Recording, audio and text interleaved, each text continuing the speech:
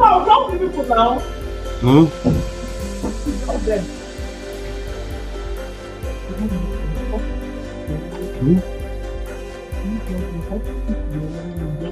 I can move up more.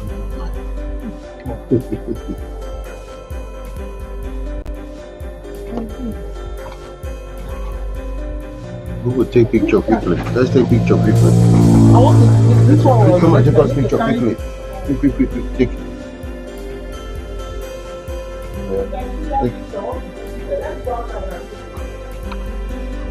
Yeah. Before it's done, right?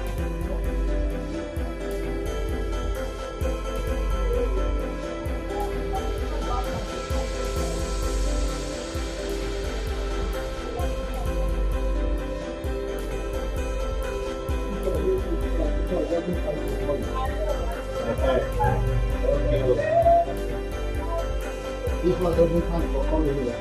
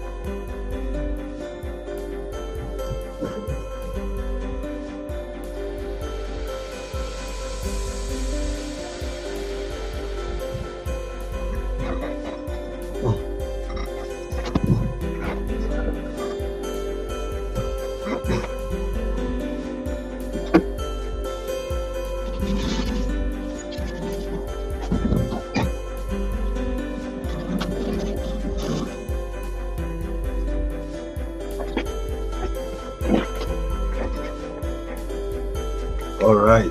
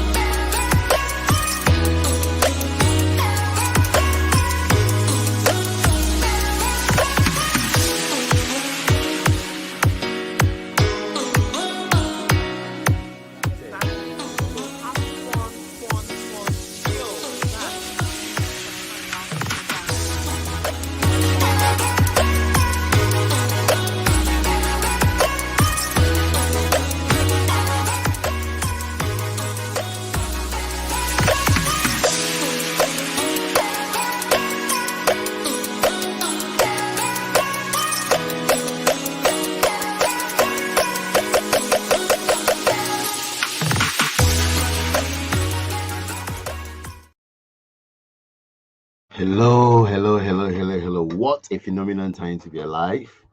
What a phenomenal time to be with you guys today. How are you guys doing? Hi, Kunle. Thank you so much. It's incredible. It's amazing.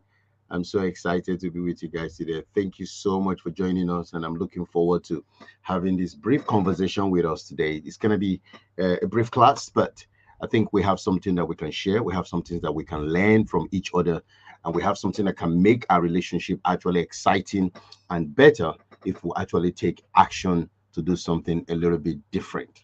So today we are looking at something really interesting. Okay. And please share this with your friends and family. Like this page. Make sure that you're always coming back here just to rewatch the videos, to learn and to grow and to be better, because that is what relationship is all about. We're here to be better. We're here to change. And I'm excited that we are also giving ourselves the opportunity to be better. This month has been an interesting month because we're looking at love and respect. We've shared quite a lot of things around this area. And I strongly believe that we can actually find a way to change the dynamics of love and respect in our marriage and relationship. And it's been a great time of learning and growing within the Marriage Satisfaction Mastermind. And if you're not there, you can actually DM us, write us, find us. I'll be able to support you to be part of it. Okay. But today it's interesting, it's exciting. Like I said, we're looking at something really, really good. We're looking at sustaining love and respect in everyday life. And this is exactly what you need to do in your marriage and relationship. How do you sustain love? How do you sustain your relationship, right? How do you make your relationship become the best version of something that you treasure, something that you love, something that you're excited about? So, sustaining love and respect in everyday life is really, really important. And it's something that we all need to work on. We all need to allow ourselves to grow into, okay? Allow ourselves to change and to evolve if we really want to see great results in our marriages, in our relationship. So, just share your thoughts, share your mind, share your feelings, share your desires with your spouse for whatever reason, but do not allow that to cloud your mind or to make you remain blinded if in the process of doing all these things, love and respect is not sustained. It's something that is necessary, it's important to sustain this. So how do we actually sustain love and respect in our marriages? How do we actually make this work? How can we improve in our love and respect in our marriages on a daily basis as we relate with one another and also within the family dynamics and whatever we do? How can we actually make love and respect, something that we value, our affection for each other, our commitment for each other, and also the high regard we have for each other, and how we place each other in our mind. How do we sustain that in a way that everybody is feeling loved, valued, heard, respected, and supported at every level? That's exactly what I want to share very briefly in this live section with us. And I want to encourage you not to take this for granted in any way, because your marriage, because your relationship is very, very important if you actually want it to work. It is critical that your relationship is not taken for granted at any time if you actually want it to work. Some of us have built something that is good. Some of us has worked on a couple of things. Now we're in a place whereby we are happier, we're excited, and we know that things are working. But do not underestimate, regardless of where you are in your marriage journey and your marriage relationship. Sometimes when things are working, we become complacent, we become indifferent, we begin to reduce what we were doing before that happened. So I want to encourage you in this life today that whatever is working in your marriage and relationship, please continue. Don't take it for granted. Don't trivialize it. Don't abandon it. Okay. If you are to improve, let it make you become a better spouse. Let it not make you to become a spouse that was doing well before and now you're no longer doing well. So let's look at this topic today: sustaining love and respect in everyday life, particularly in our marriage and relationship with our spouses. This is so, so important. Now, how do I begin by saying this? Every relationship cannot be healthy, cannot thrive, cannot be fulfilling if love and respect is not part of their cornerstones. Because love and respect critically forms the bedrock upon which a lot of strong connections, strong memories, strong bond happens between couples, families, friends, even colleagues in general. So why is a natural thing to express how you feel during any event, during any moment that you feel a little bit excited? Please, it's equally important for you to nurture that affection, nurture that unity, that togetherness, that joy. Continue to nurture the love and the respect on a daily basis. As you interact on a daily basis, make sure you maintain that, because as you do, you grow more in stronger bonds with your spouse. You grow more in stronger relationship with your spouse, which is very, very important and which is needed if you actually want your relationship to work. So what are those things that can actually make your relationship work in terms of sustaining love and relationship in your marriage, sustaining respect in your marriage? What are the things that you need to do, I need to do, your husband, your wife, and the person around you, or the one you love? What are the things that we need to do on a daily basis to maintain this affection, this respect that we have for each other? This is very, very important. The first one for me, which is so powerful, is maintaining effective communication. So communications are not very effective. Because you are talking does not mean that you are communicating, you are conversing, or you are dialoguing with your spouse. If you have been able to build some significant level of good communication, effective way of sharing both hard things, soft things, things that are easy to say, things that aren't easy to say, it's critical that you do not take that communication for granted.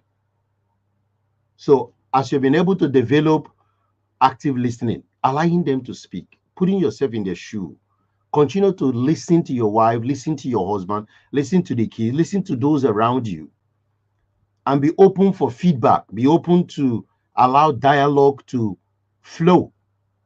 Enable an environment where your wife can freely share things, your husband can freely share things, so that you can understand them, know their thoughts, what they are sharing, know their feelings. Let them be open to share the way they think about something, their perspective, their viewpoint. Because it will be sad that you have tried to work on yourselves up to this point. Now that things are a bit better and you're working better, you are not sliding away from something that you have been building. Marriage is all about communication.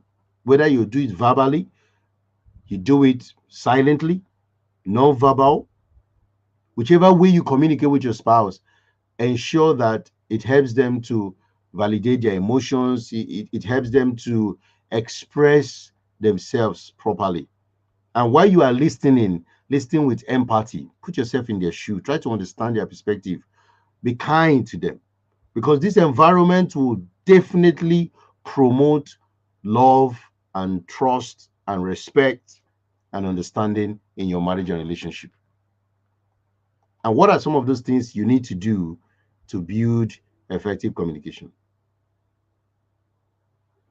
There are things that we know already. Active listening. Keep full attention when your spouse speaks. If you think you're not going to be attentive right now, tell them, can we speak later? Can we talk about this later? And find time to actually do it. Don't say things like that and you never keep true. And then when they come, you're not happy. When they try to remind you, you feel upset. That's not fair. And when they are sharing, try not to always be interrupting them, interrogating them, stopping them, or formulating some counteracting responses in your mind just because you don't want your spouse to be themselves and to truly speak. That will not help the relationship to thrive at all. So this is why you just have to find time. You know, at the early stage of the marriage, I remember our communication wasn't that great. Okay, because each person want to talk, each person want to share at the same time. But we have to learn that to communicate, you have to allow another person to speak and then another person listen. And when you're expressing your feeling, you're not attacking each other. You are expressing your need. You're not attacking each other. You could literally put yourself there by saying, I feel this, or I need this, instead of blaming. You don't always do this. You are the cause of this. You are always looking for ways to just put the blame or criticize, condemn, judge. Those things will not help good communication practices. And do you know that on a daily basis, you can just ask your spouse, how are you feeling today? Just check in. Set aside time, discuss. It could be on the phone, on WhatsApp. When you come back home, just find time to check in on how they are, check in on what were the experiences of the day, and even find out, do they have any concern? Is that something that is bothering them? Is that something that is making them feel uncomfortable? These things are very simple things to do, but I don't know why they are the most difficult thing that most spouses find hard to do in their marriage. When you are not able to communicate, then there is something underneath. There's something that isn't right. Because how on earth you're able to communicate with your colleague at work, communicate your mother, your father, your brother, your sisters, communicate with your friends, your group members, even people in your church or whatever religious affiliation you have, but your own husband, your own wife, you can't even express yourself. Every time there's fight, there's always argument. So if you can truly speak to your boss and there was no pain, there was no trouble, there was no issues, you can have a meeting with group of people and everything went well. Why can't you do the same with a person in your home? If you're not able to do that, there is something that is making it not to happen. Find out what it is. What is that thing that is not allowing you to share and speak with your spouse freely from your heart? What is that thing?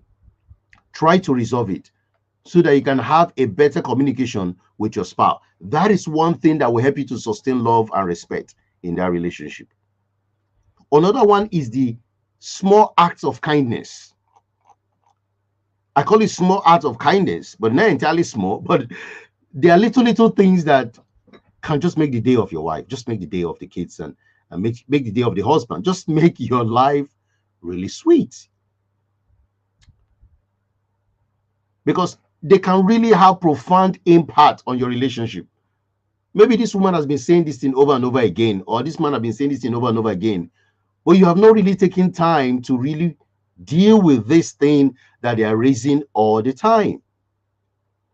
They could just be simple gestures, the lending hand in the kitchen, in the laundry, in cleaning, or even offering just compliment. Well, you look amazing. You smell great. I love that. I love that about you. Or finding something that they are really interested in through their love language. Is it gift? Is it kindness? Is it compliment? What is it? When you do these things, it just shows that you care and you really appreciate somebody that's special in your life. The challenge I've seen among couples is they do these things, but they don't do it regularly. They do once a week, once a month, once in a year. It's not consistent. But if you consistently express your love and show respect by this tiny act of kindness, they can profoundly impact the relationship of the marriage. Sometimes you might even ask, what exactly do you want me to do? You can even ask them, they will tell you. Little things. Now I remember my wife loved when I'm supporting her in the kitchen to cook. What's bad there? Obviously, I'm going to eat the food as well.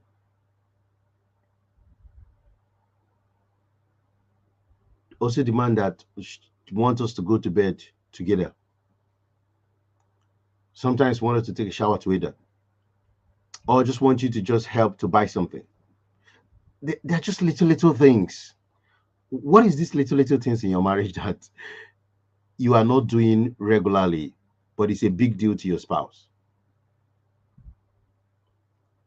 What are those little things that is really important to them, but they have been saying this thing over and over and over again, but you are not just connecting, you are no longer doing that thing that they truly believe is important to them. Maybe to you, it isn't important. Maybe to you, it's not critical, but this is part of how they feel loved. This is how they feel valued. This is how they feel validated. So when you dismiss their request, dismiss their emotion, their thoughts, how do you want them to fully remain calm or connect with you? Remember, we're talking about sustaining love and respect in your marriage and relationship. So this is very important. So what are those things that you can do? Surprise gestures. I mean, leave notes. These notes could be something that they were not expecting in their bag, under the pillow. Find where they can find something. In the kitchen, you can cook for them, prepare their meal. Bring them, small gift if that's what they want. Like, show appreciation. Sometimes thank you is a big deal. I am sorry is a big deal. Expressing gratitude for the things that your partner is doing for you and your family and your children and your home, no matter how you think it's mundane, is insignificant. Sometimes you might even say it's what they're supposed to do anyway. That is not really entirely great. If you want them to support you, you must act. This is important. Number 3, quality time. Quality time. Do you know that quality time is so powerful that it can actually change the dynamics of that marriage and that relationship completely? How will love and respect flourish in a marriage when there is no time? How will your spouse know that you truly care, you truly love? How will they appreciate your words when the action of the availability of time is not given to them? When you don't spend time with your spouse from a place of connection, bonding, love, and togetherness, how do you expect them to actually feel that you are providing love and affection to them. Every marriage, every relationship that flourish, the common denominator is time. You need time to talk. You need time to show kindness. You need time to literally do everything. Time is so critical. But do you know that this time as well, many things are also chasing you and robbing you of your time? You want time, but you are not making the time to be available for both of you. Your agendas, your tight schedules, your busyness, all these projects. How can your marriage sustain love and respect when you don't have quality time for each other? That is going to be very difficult. That will be very, very hard for you to truly say that you want this to happen in your marriage and relationship. You need time, because love and respect cannot be sustained without time. By making time to share activities together, deep conversations about their thoughts, their fantasies, their life, creating good memories can strengthen the bond of that love and respect in your relationship. That is why you cannot trivialize time. Create one. Otherwise, your marriage will just begin to die or suffer unnecessarily because you don't have time. Sometimes we create time for our friends, we create time at work, we create time for business, we create time to do online courses, we create time to go back to uni, we create time for our in-laws, we create time for all these people. A lot of things we're creating time for. But when it's time to be created for you and your husband, you and your wife, to actually do things together, share, discuss, iron out stuff, you don't have the time. And you wonder why you are not sustaining love and relationship. If you want peace in your marriage, if you want tranquility, you want joy, happiness, togetherness, if you want your relationship to experience wholeness, there is no way you can achieve that without time. My question to you is this: where has your time gone to? What is occupying your time? 24 hours in a day is given to all of us. But some marriages create time for themselves. Some spouses find time to do what they love, to cherish other, to spend time, no matter how it is. But you don't have time for your wife. You don't have time for your husband. Some of us saying that, well, they are not with me. They're in another country. They're in another state. They're in another place. I get that. But do you know that you can still find a way to maintain that affection, the bond of love and respect in your relationship, by using digital means to connect with each other, checking up on each other? My question is, what routine have you put in place because your husband is not with you, because your wife is not with you? What is your routine? What have you guys agreed? Listen, guys, when you are no longer visible to your wife, to your husband, they will be visible to somebody else. I repeat, when you are no longer visible emotionally, visible thought-wise, visible in feelings, visible in communication, in connection, whether physically or unphysically, directly or indirectly, digital or non-digital, something else will be taking their attention. It could be work, it could be man, it could be woman, it could be job, it could be money. There is a vacuum in every relationship that time each other can only quench that, can only occupy that. But when you are not available to support each other from that intellectual, emotional, physical, financial, relational point of view, something else will occupy it. Most times a woman will occupy it, a man will occupy it, and sometimes it's dangerous. So visibility is critical to you and your spouse. Do not underestimate the power of visibility to your spouse. Do you know that some couples are in the same house, but they are not visible? There are ways to be visible. The way you dress, to your husband can be visible. The way you look at your wife is visible. The way you eat together is visible. Share together, massage together, bathe together, ask questions together, seek for advice, supporting each other. These are visibilities that can keep the relationship nourished.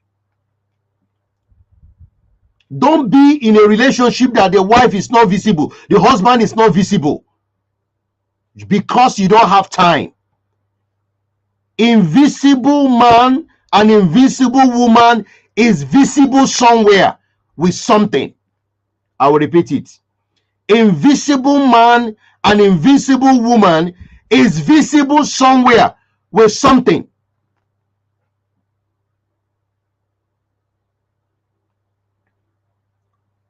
So you must make up your mind seriously to ensure that you are not just in your relationship and you are invincible. Very, very important. Let's look at conflict resolution. You want to maintain love and respect in your relationship. This is very natural. Conflict is a natural part of any relationship that works. But it's how we handle these gray areas, these unpleasant, these heated, these tense, these disagreements that impact our continuous connection or bonding with each other. When you approach conflict with an open mind, a willing heart, a compromise stand, and a focus on resolution or finding solutions, allows any issue to be constructively dealt with, and you still maintain and sustain love and relationship in your marriage. Most people think conflict is an evil thing. It's a wrong thing. No. It's actually good to have this regular disagreement, regular not seen together.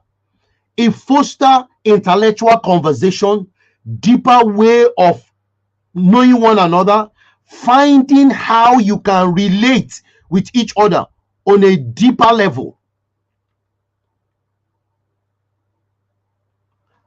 I don't know who promised you that you are going to have conflict-free marriage.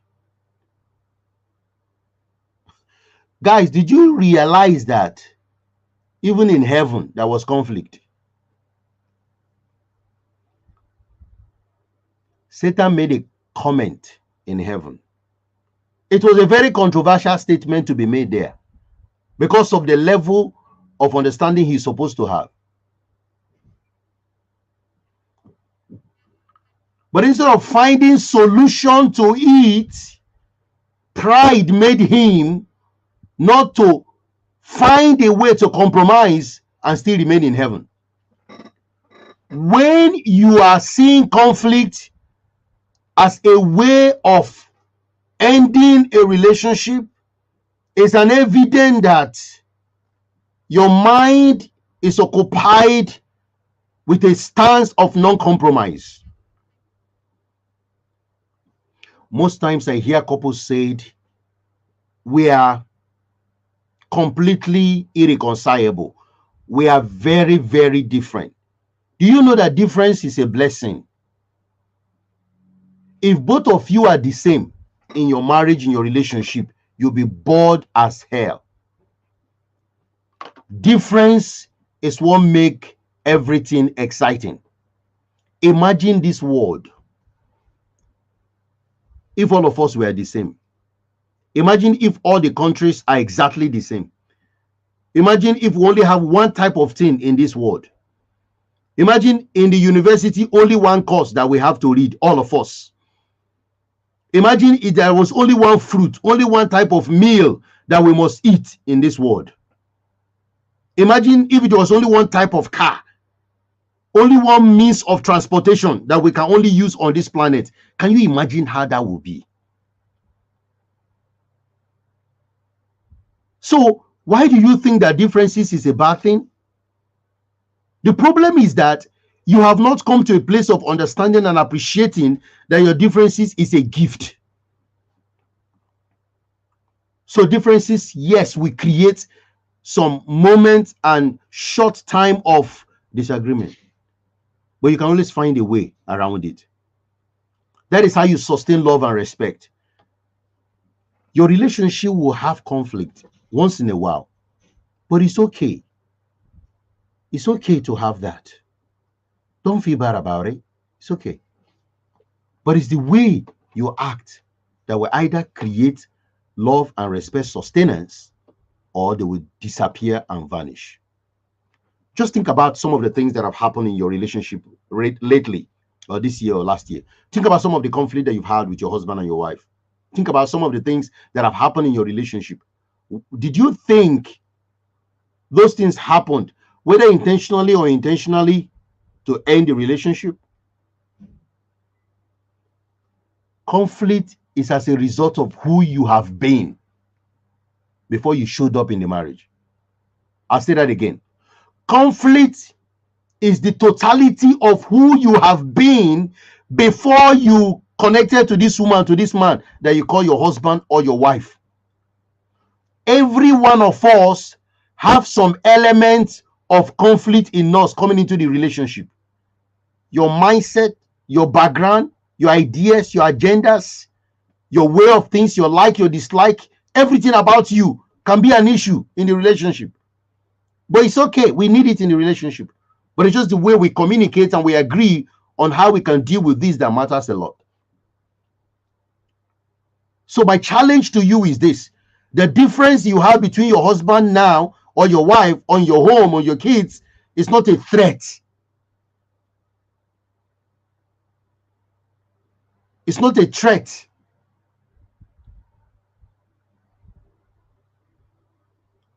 It's a gift for you to grow and be better. So how do you now deal with these things? Sometimes you just take a break. Sometimes you say, well, can we talk about this later?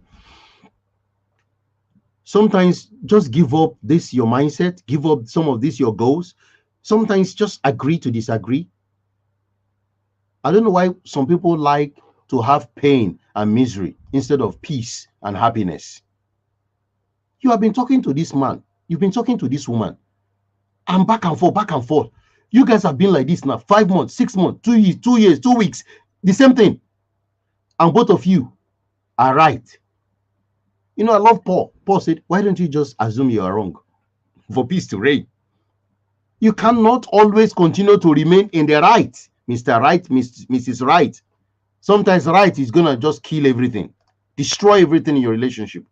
Seek compromise and find a way to have a win-win solution that addresses both of your needs and concerns. I want to say something now around this statement. Sometimes when you resolve an issue, it does not necessarily mean that your need, your desire in that particular scenario, in that issue, is met. Sometimes one person just have to give up for peace. Give up.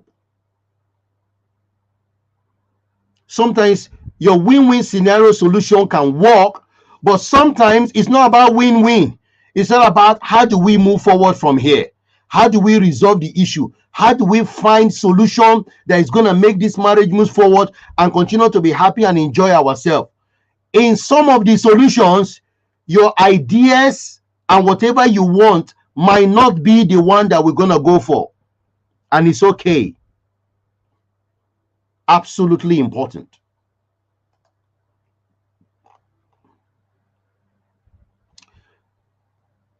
Another way to sustain relationship in your relationship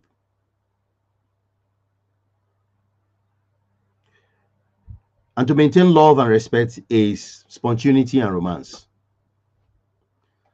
You know, anytime I talk about this romance thing, sometimes People think, why are you talking about romance anyway? Romance is an affection, it's a gesture, it's a desire for someone. Romance is something that keeps you excited about one another. I don't believe that romance ends at the early stage of marriage. That's not true. Keeping romance alive requires work. It requires that you nurture love and respect. And it's an intentional thing to do if you want to keep romance alive. If you really want to continue to desire your husband, desire your wife, if you still want to have that opportunity to allow them to occupy your mind, then you cannot trivialize or joke with romance. It's important, it's necessary. So, what are the things that you can do to make sure that romance doesn't die? Some relationships and marriages, romance is no longer existing. Please don't tell me that we have been married for 5 years, 10 years, 20 years, 40 years. As a result of that, we no longer need romance. So now you prefer to be roommates, flatmates, business partners, colleagues in the office. Those people don't really need romance.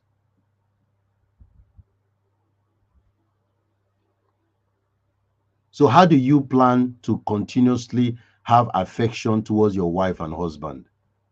How do you plan to show that they are still just making you a little bit crazy, like something really sparky, all right, is still there in the relationship?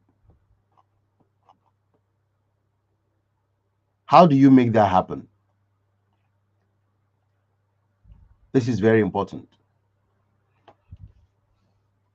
Keeping the flame of marriage alive cannot work if romantic gestures, spontaneous actings, planning dates, writing love letters, talking about yourselves, enjoying affections, kisses, hugs, holding hands, and looking for something that will just connect both of you together. You can't trivialize this. This is important. We need this.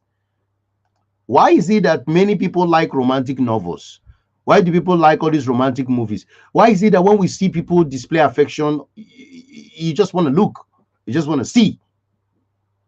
It's because we are wired in a way that you can't say that these things are no longer necessary. Even though you are 50 years old, 60 years old, you still feel that affection. And when a man expresses something to you, you just, wow. Even when you see it in the movies, you see it on the street, you might just, I wish that happened to me. I wish somebody can touch me like this.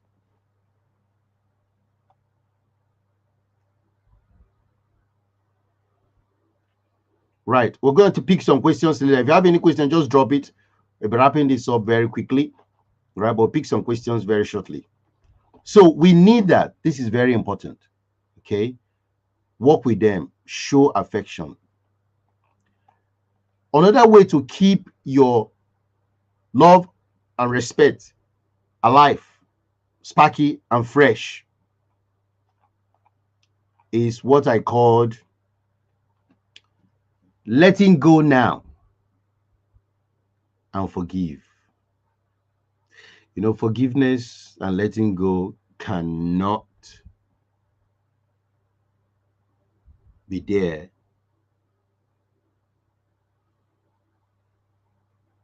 if you're not intentional. You can't find forgiveness and letting go in your marriage if you're not intentional. And let me be honest with you. Offenses is real. Past grievances could happen. You know, grudges, resentment, the way they spoke to you. And maybe you are holding some resentment against your husband or your wife for a while now. And you know this is hindering growth. A couple of things have happened in the past, and I know that you don't like this. This is causing a lot of pain in the marriage and relationship. And you might be saying, why do I even need to forgive? Maybe you're watching this or you're going to watch this in replay. There's something that is just holding you back. Just imagine carrying a backpack. And the backpack, and let's assume that each offense, each resentment, each grudge, each unresolved issues, they are trauma. And they are very heavy. You put them in the backpack. Remember, you are the one that is keeping these things because you choose to remain like this. And you are carrying the backpack. And these heavy stones are the resentments, are the issues, are the problems that have not been resolved. And you are carrying the backpack. And you are going to walk for 100 miles. Can you imagine the suffering that you are going through? The suffering that you're going to suffer just because you chose to still carry the backpack. You're going to go slower. You're going to feel cranky, upset. You're not going to be free like every other person. You won't enjoy life like every other person. You won't be satisfied like every other person. Even if you try to enjoy life, you're just pretending because you're carrying a backpack. The backpack is not seen by anyone. You are the one carrying the backpack. And you know that the backpack is heavy. But you have chosen to hold on to this backpack of resentment, of unforgiveness, of breeding this grudge, this anger, all these things you have. And you say, I won't let go. What this man did to me, what this woman did to me, what this my friend did to me, what my parents did to me, what the children did to me, what the government did to me, what the air did to me, what God did to me, and you are carrying this backpack. How far are you going to go? Just take out the backpack and drop and see how light your journey will be. Many people are in this journey of life and they are really suffering. So much heavy pain. Can you imagine that? So, please, one thing that I've come to realize in this life, I'm going to share this as I begin to wrap this up. Guys, look at dog and tortoise. Dog, an average, sorry, not dog, lion, sorry. Lion and tortoise. Lion always roar. Lion is always barking and shouting, want to protect his territory, want to fight, want to kill, want to just go out there and do something. The average life of a male lion, which is dominant alpha male lion, probably 10, 11, 12 years at most. For the woman, about 13, 14 years, based on scientific research. And I'm going to tell you something shortly. Tortoise, average tortoise could live 100 years, 150, 200 years. Now, tortoise does not really have so much issue about roaring or barking and shouting and screaming. There's two things happening to these two animals. Why is it that one lives longer and the other one is so full of life and agility and running and shouting and killing and getting angry and shaking everywhere? Barely make 20 years. But the one that is just minding his own business, protecting his peace, enjoying self-care. When there is an issue, he just go inside. When the lion comes to look for trouble, he say, look, I don't even have time to shout. I can't even shout. I can't even bother you. All I just need to do now, I want to protect my inner organs. I don't want to raise my high blood pressure. I don't want to damage all my arteries. I just want to protect my inside. So all these things wanting me to fight back and get angry, keep on forgiveness, shout at you people, animal, that's your own. I'm inside. When you are tired, you will go. And the lion will shout, scream. The tortoise is inside. Tortoise has patience. Tortoise mind his own business. Tortoise is not prognosing on people's things. Tortoise is protecting his peace. Tortoise is self-caring. Tortoise take his time to do his thing. Tortoise take life very slowly. Tortoise respect everybody. Tortoise doesn't want to go and get involved in people's matters. And even when he is on his own, he's not causing any trouble. He's just minding his own business online, on social media, managing his family, his children, enjoying his grass, walking slowly, going to take bath by the sea when he wants. When rain is falling, he enjoy it. Whether the weather is cold or whatever, totally just live his life because he doesn't want any problem, any trouble. But the lion said, give me trouble. Give me the people to kill. I will fight. I will show them my voice. I will roar. I will scare them. I will dominate everywhere. You know, scientifically, that's a big problem. That's a very big problem for the animal, lion. His physiology is in trouble. All right. He's having a lot of challenge in his life. His blood pressure sometimes will rise. He's always looking for either they bite him or the elephant kill him or something, or they choke him something. He's just always getting into fight. So with all this action and driven life, he doesn't even stay in this world for long. You know what the moral of that story is this: conflict is a reality. Challenges is a reality with your husband or your wife. For their marriage to last, you need peace. You need happiness, joy. Sometimes you just need to mind your business as a husband or as a wife. Sometimes your husband is so traumatized. He's just coming to pour his negativity, pour his frustration, pour everything upon you. And then you are not sensitive to be emotionally intelligent. You want to say, in this house, we're going to fight. We're going to do this. And you're now lion to lion. How far are you going to fight? How far are you even going to work things out? It's a big problem, big trouble. So just know that holding on to your grudges, breeding resentment will hinder growth in your marriage and relationship. Forgiveness will allow you to move forward quicker, renew your understanding, find way to have compassion with your spouse. Release these past grievances. Forgive your partner for their past mistakes and avoid holding grudges. Remember, I told you every couple have one form of crisis in their life or the other. All these issues happening in your marriage or relationship is just because of who they are and where they are coming from. Some of them are not growing, they are not learning, they are not open-minded. And I sympathize with you if you have somebody like that in your marriage and relationship that just want to remain like a stone. They don't want to move.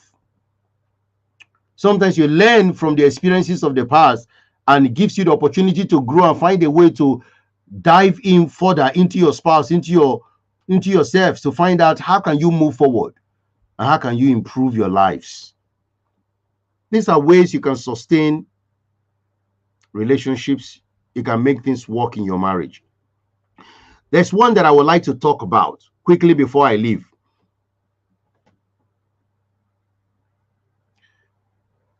Maintain friendship in your marriage and relationship. Do you know that before you got married, you guys were friends? Have you asked yourself, what are the characteristics of a friend? How is my husband my friend? How is my wife my friend? How do we even nurture friendship? What's the meaning of friendship? How did our friendship evolve? What happened to our friendship? Why are we no longer friends? Do we still share laughs? Do we still enjoy each other's company? Do we still enjoy going out? Can I see my husband and I'm excited about him? Can I rely on him, depend on him? Can I feel comfortable to share anything without judgment? What happened? Friendship. You began as a team. You began as a union. You began as two people working together. And there was no challenges that you could not face even before you got married. You were always working together, supporting, uplifting each other. When you speak to each other on the phone, wow, it is amazing. It's beautiful. You are always excited because you know that your relationship is critically important, and that is why you maintain this decorum, this comportment and position in your relationship that foster togetherness and enjoyment and excitement. What happened to it? Why did it change? What turned things around? So it's really, really important you evaluate that. You think about that. Otherwise, you might be shocked and be amazed how friendship in your relationship has vanished. You cannot trivialize the importance of maintaining true friendship in your relationship and in your marriage. It is critical. So, in concluding, I want to say that sustaining love and respect in your relationship every day, it will require you to take action intentionally. You should practice what we have shared here. Find a way to foster communication that works. Be available for kindness. Appreciate. Show that you care. Regard your spouse's words. Allow them to share. Be a true friend to them. Let the environment become a fostering environment of peace, love, and tranquility. Relationship is to be invested in. And that investment is what you do every day. It's the habit you form. It's the qualities you display. And it's the love and respect you express to each other on a daily basis. Because that will ensure that both of you are being cherished and you're looking for ways always to uplift, not to tear down, uplift, to make sure that your spouse shines. This will form formidable cornerstones, key strategy points in your relationship, because the marriage is a marathon. It's not a sprint. It's a marathon. It's not a sprint. Just like the tortoise. Everything tortoise does is not just about hurry, quick. It takes its time. Patience is very powerful. And this is why you must not trivialize the opportunity to continuously find a way to work with your spouse. Find time to get away on a weekend. Go for a date. Go and play. Do something different. Enjoy the relationship. Don't just remain there and you are bored to death. And some of the relationships that are not improving, find a way to self-improve. Gift your spouse self-improvement. Work on your emotions. Heal. Make sure you are mentally well. Be fit in your state so that your relationship can experience the dynamics of a relationship that actually transforms lives.